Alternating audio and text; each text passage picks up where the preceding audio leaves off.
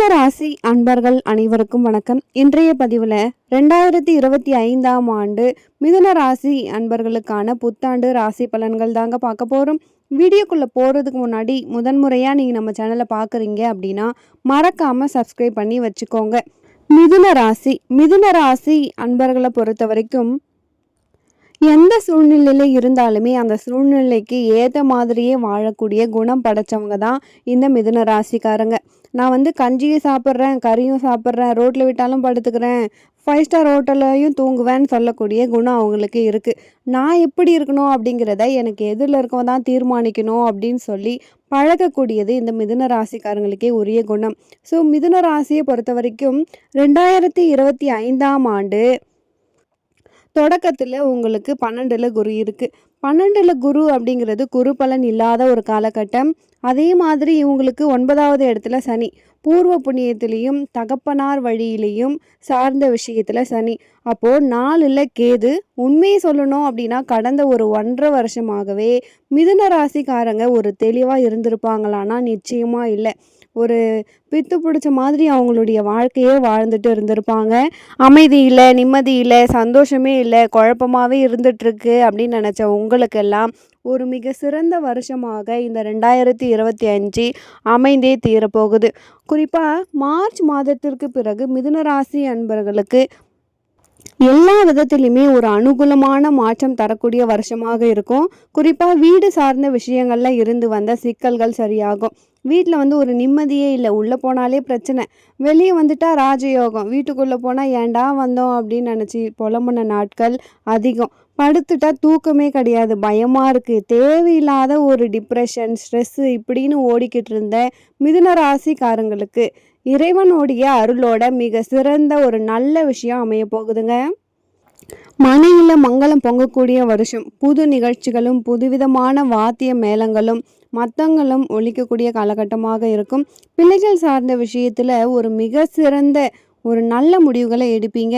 மிதுன ராசிக்காரங்க கண்டிப்பாக இந்த வருஷத்தில் புது சொத்து வாங்கிறதுக்கான வாய்ப்பு இருக்குது. மண் வாங்கலாம், மனம் வாங்கலாம், வீடு கட்டலாம். எல்லா விதமான சுப காரியத்துக்குரிய காலமாக கண்டிப்பாக இந்த வருஷம் அமைய போகுது. மிதுன ராசியை பொறுத்த வரைக்கும் 10ல் இருந்த ராகு வெளியே வராரு, 10வது இடத்த நோக்கி சனி போகிறாரு. அப்போது ராகு வெளியே வந்துட்டு சனி 10ல் போகும் பொழுது நிச்சயமாக வேலையில் ஒரு பெரிய மாற்றம் மிதுன ராசிக்காரங்களுக்கு உண்டு. டிரான்ஸ்ஃபர் எதிர்பார்த்தவங்களுக்கு கண்டிப்பாக டிரான்ஸ்ஃபர் கிடைக்கும்.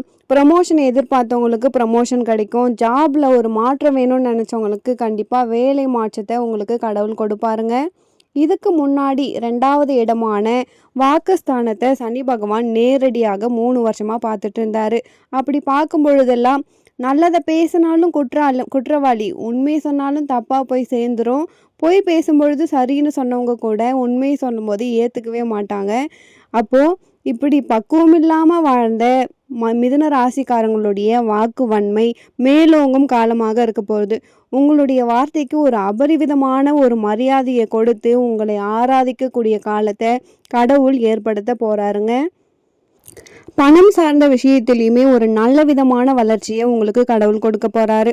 அதே மாதிரி திருமணமாகி ரொம்ப நாளாக குழந்தை பாக்கியம் இல்லாமல் இருந்தவங்களுக்கு கண்டிப்பாக பிள்ளை பேரை கடவுள் உங்களுக்கு ஏற்படுத்தி தரப்போகிறாரு.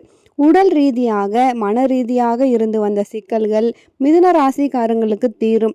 7 8ஆம் அதிபதியாக இருக்கக்கூடிய கிரகங்கள் நல்ல இடத்துல அமர்ந்திருக்கிறதால திருமணம் உள்ளிட்ட சுப காரியங்கள் எது பண்ணணும் அப்படின்னு நினச்சாலுமே மிதுன ராசிக்காரங்க மே மாதத்திற்கு பிறகு கண்டிப்பாக செய்யலாம்.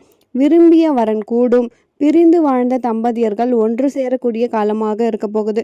குறிப்பாக அப்பா வழியில் இருந்து வந்த சொத்து பிரச்சனைகள் சரியாகும். இதுக்கு முன்னாடி பூர்வீகத்துக்கே போக முடியல, அப்பாவோட சண்டை, கருத்து வேறுபாடு, பல பேர் மிதுன ராசிக்கு இந்த 1.5 வருஷத்தை எடுத்து பார்த்தா அப்பாவுக்கு உடம்பு முடியாமல் போயிருக்கும். சில பேர் தந்தையை இழந்தவங்க கூட இருந்திருப்பாங்க, தந்தையோடு பிரிந்து வாழ்ந்திருப்பாங்க.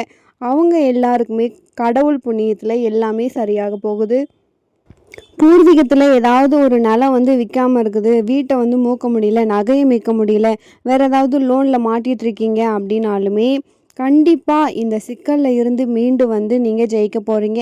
அதற்கடுத்து முக்கியமாக நம்ம முதல்லே சொன்ன மாதிரி 10ல் சனி வராரு, 10லிருந்து ராகு விலகுறாரு. சனி 10ல் இருக்கும் பொழுது கண்டிப்பாக பட்டத்தையும் பதவியையும் பெயரையும் புகழையும் அள்ளி அள்ளி தரக்கூடிய ஒரு கிரகம் சனி பகவான். ஆக எல்லாருமே சொல்ல வந்து நம்ம கேள்விப்பட்டிருப்போம், சனி கொடுக்கறத நினச்சா யார் தடுப்பாங்கன்னு கேட்போம். அதை மாதிரி இந்த அடிப்படையில் சனி பகவான் நிச்சயமாக ஒரு மாற்றத்தை உங்களுக்கு தரப்போகிறாரு. 12ல் இருக்கக்கூடிய குரு ஜென்மகுருவாக வரும் பட்சத்தில் கொஞ்சம் ஜென்மகுரு அப்படிங்கிறது நம்ம கேள்விப்பட்டிருப்போம். சிறைப்பட்ட வாழ்க்கை மாதிரி தோணும். எண்ணத்தையும் சிந்தனைகளையும் தெளிவாக நீங்கள் வடிவமைச்சிங்க அப்படின்னா 2025வது வருஷம் மிதுன ராசிக்காரங்களுக்கு ஒரு மிக சிறந்த பொற்காலமாக இருக்க போகுது. எந்தெந்த விஷயத்தில் நீங்கள் கவனமாக இருக்கணும் அப்படின்னு பார்த்தோம்னா, 3வது இடத்துல கேது இடம் பெயர்றாரு. ஸோ 3ஆம் இடம் அப்படிங்கிறது உடன் பிறந்தவங்களோட கொஞ்சம் கவனம். அதாவது இளைய சகோதரன் சகோதரி இருந்தாங்கன்னா அவங்கக்கிட்ட மனம் கஷ்டம் வரும். ஸோ கூட பிறந்தவங்களால தேவையில்லாத மன சஞ்சலங்களை தரும். நண்பர்களால் கொஞ்சம் தேவையில்லாத சங்கடங்கள் வரும். யார் கூட பேசினாலும் பழகினாலும் கொஞ்சம் கவனமாக பேசுங்க, கவனமாக பழகுங்க. ஏன்னா உங்களுடைய பலகீனமே நீங்கள் அதீதமாக போயிட்டு ஒருத்தவங்களை நம்பி எல்லா விஷயத்தையும் சொல்லுவீங்க. அதில் கொஞ்சம் பார்த்துருக்கிறது ரொம்பவே நல்லது. அதுக்கடுத்து உங்களுக்கு 9ல் இருந்த சனி விலகிறதுனால அப்பா வழியில் இருந்து வந்த சிக்கல்கள் சரியாகும். அதே இடத்துக்கு இப்போ ராகு வராரு. ராகு வரும் பொழுது தந்தையினுடைய உடல் நலத்தில் கொஞ்சம் கவனமாக இருக்கணும். அப்பா எது சொன்னாலுமே கொஞ்சம் அனுசரித்து போகணும். அப்படி இல்லைன்னா தேவையற்ற மனஸ்தாபங்களையும் ஆறாத வழிகளையும் சந்திக்கக்கூடிய சூழல் வரும். இதில் மட்டும் நீங்கள் ரொம்ப கவனமாக இருந்துட்டாலே போதும். மற்றபடி மிதுன ராசிக்காரங்களுக்கு ரொம்பவே ஒரு அற்புதமான வருஷம். நீங்கள் நினைக்கக்கூடிய எல்லா செயல்களும் உங்களுக்கு வெற்றி அடையக்கூடிய ஒரு வருஷம். அஷ்டமத்து சனி ஆரம்பித்து உங்களுக்கு இருந்த சிக்கல்கள் எல்லாமே சரியாகும். குறிப்பாக திருமண வாழ்க்கை, கணவன் மனைவி சண்டை, பிரச்சனை, பிரிவு இந்த மாதிரியான சிக்கலில் மாட்டிகிட்டு இருந்த எல்லாருக்குமே ஒரு மிகப்பெரிய விடியலை தரக்கூடிய ஒரு அற்புதமான விஷயமாக இந்த வருடம் இருக்க போகுது.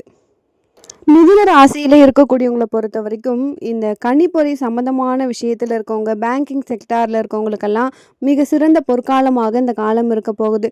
ஸோ கடந்த காலத்தில் உங்களுக்கு இருந்து வந்த பயம், பதட்டம், குழப்பம் எல்லாமே சரியாக போகுது. இப்போது நீங்கள் ஒரு தொழில் தொடங்க போகிறீங்க அப்படின்னா உங்களுக்கு தொழில் சார்ந்த விஷயத்தில் கண்டிப்பாக வெற்றி அடைவீங்க. மிதுன ராசிக்காரங்களை பொறுத்த வரைக்கும் இரும்பு, கனரக தொழில் இதை மாதிரி சார்ந்த விஷயம் உங்களுக்கு கண்டிப்பாக நல்ல பலன்களை தரும். அதே மாதிரி ஏற்றுமதி, இறக்குமதி, பிஸ்னஸ் பண்ணணும்னு நினைக்கிறவங்க இதை மாதிரி விஷயத்தில் உங்களுக்கு மிகப்பெரிய வெற்றி பெறக்கூடிய வருஷமாக இருக்க போகுது. மாணவர்களை பொறுத்த வரைக்கும் மிதுன ராசி மாணவர்கள் கடந்த 3 வருஷமாகவே நீங்கள் என்ன தான் படிச்சிருந்தாலுமே 100 மார்க்கு படித்தாலுமே 65 தானே எடுக்க முடியுது அப்படின்னு நினச்சி வருத்தப்பட்டிருப்பீங்க. அதற்கு காரணம் சனி பார்வை நேரடியாக வாக்குஸ்தானத்தை பார்த்தாரு. இப்போது சனி விலகினதுனால மாணவர்களுக்கு கண்டிப்பாக முன்னேற்றம் இருக்கும். மார்ச் மாதத்திற்கு பிறகு மாணவர்களின் கல்வியில் முன்னேற்றம் இருக்கும். விரும்பிய துறைகளில் உங்களுக்கு சீட்டு கிடைக்கும். ஏற்கனவே அரியர்ஸ் இருந்து கிளியர் பண்ண முடியல அப்படின்னா கண்டிப்பாக நீங்கள் எல்லாருமே பாஸ் ஆகிடுவீங்க. கல்வியில் இருந்து வந்த சுணக்கங்கள் எல்லாமே மாறப்போகுது. முன்னாடி வந்து படிக்கணும்னு நினச்சி புக் எடுத்து வச்சா கூட தூக்கமாக வருதுன்னு நினச்சவங்கெல்லாம் கண்டிப்பாக இப்போ பாஸ் ஆகி வந்துடுவீங்க. மிதுன ராசியில் பிறந்த பெண்கள் நிச்சயமாக வந்து ஒரு புரட்சிகரமான வருஷமாக அமைய போகுதுங்க.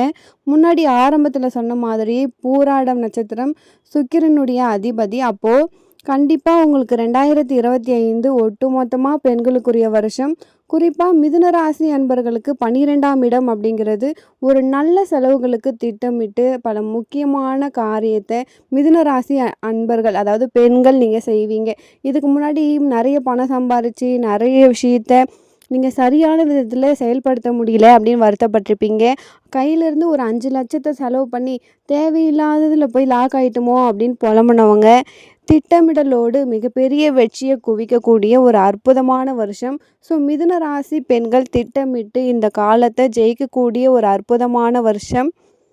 மிதுன ராசிக்காரங்களை பொறுத்த வரைக்கும் புதனுக்குரிய ஒரு ஆதிக்கத்தில் இருக்கிறதால திருமால் வழிபாடு நீங்கள் செய்கிறது ரொம்பவே நல்லது. திருமாலின் கோவில் எதுவாக இருந்தாலுமே சென்று நீங்கள் வழிபடும் பொழுது உங்களுக்கு ரொம்பவே நல்லது. துளசி மாலையை, அதாவது பக்கத்தில் இருக்கக்கூடிய பெருமாள் கோவிலுக்கு சென்று அங்கு நீங்கள் துளசி மாலையை அணிந்து வழிபடும் பொழுது உங்களுடைய வாழ்க்கை மிக சிறந்ததாக இருக்கும்.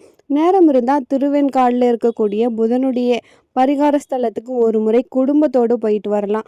அங்கே போயிட்டு இறைவனை நீங்கள் மனமுவந்து கையெடுத்து கும்பிட்டு வணங்கும் பொழுது உங்கள் பேரில் ஒரு அர்ச்சனை பண்ணிட்டு உங்கள் கையால் ஒரு மாலையை போட்டுட்டு வாங்க.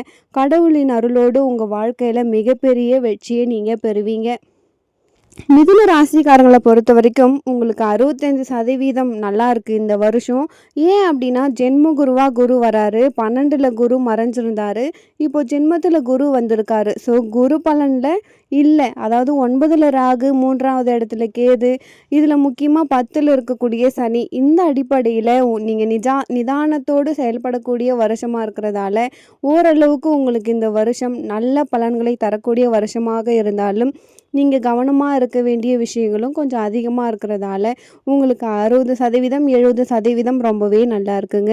மேலும் இந்த பதிவு மிதுன ராசி அன்பர்களுக்கு பிடிச்சிருக்குன்னு நினைக்கிறேன். உங்கள் வாழ்க்கையில் நீங்கள் செல்வ செழிப்போடு சீரும் சிறப்போடும் வாழ நானும் இறைவனை பிரார்த்திக்கிறேன். மீண்டும் ஒரு நல்ல பதிவில் உங்களை சந்திக்கிறேன். நன்றி.